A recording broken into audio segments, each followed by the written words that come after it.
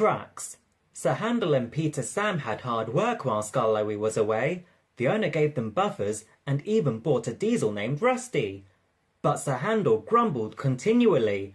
One day, Gordon saw him shunting and laughed. My controller makes me shunt. Sir Handel said sheepishly.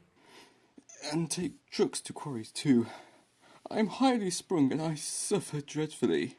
Our controllers don't understand our feelings, sympathised Gordon. Now, if you were ill, he winked, you couldn't go, could you? Good idea, said Sir Handel. I'll try it.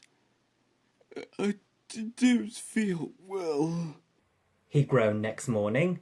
There wasn't time to examine him then, so some of the trucks were coupled behind Peter Sam's coaches, and Rusty promised to follow with the rest.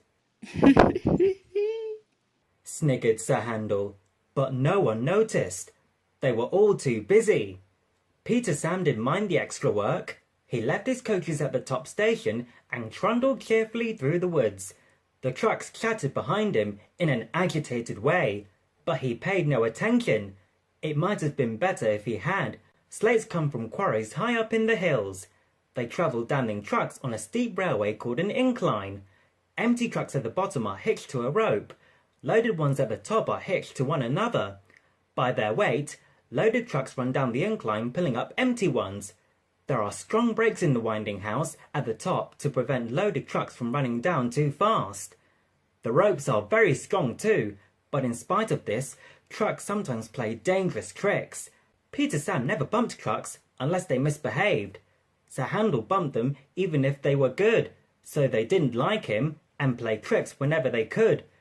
Peter Sam pushed the empty trucks to a siding where his fireman hitched them to the rope.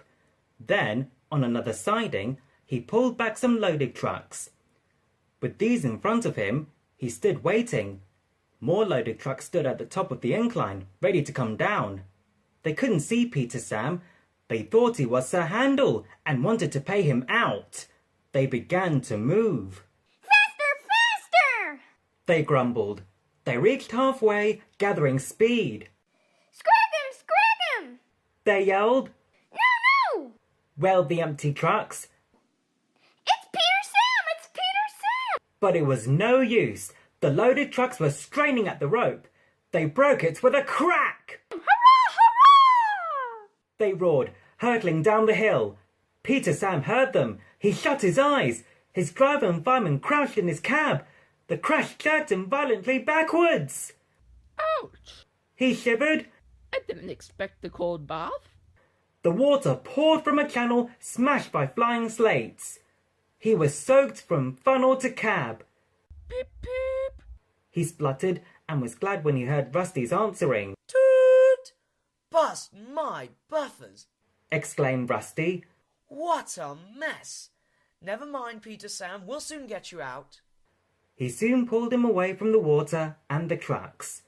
Peter Sam felt battered. His funnel was cracked and his boiler dented. But he was glad his driver and fireman were unhurt. He thanked Rusty and limped slowly home. Rusty stayed to help clear the wreckage. I'm sorry about your accident, Peter Sam, said Sir Handel. I always stand well back. Trucks don't like me, you see. Why didn't you warn me? I didn't think. You never do, said a stern voice. You can start now while you are doing Peter Sam's work as well as your own. That'll teach you to pretend you are ill. Sir Handel did start thinking. He thought about thin controllers, and he thought about Gordon. He wanted to give Gordon a piece of his mind.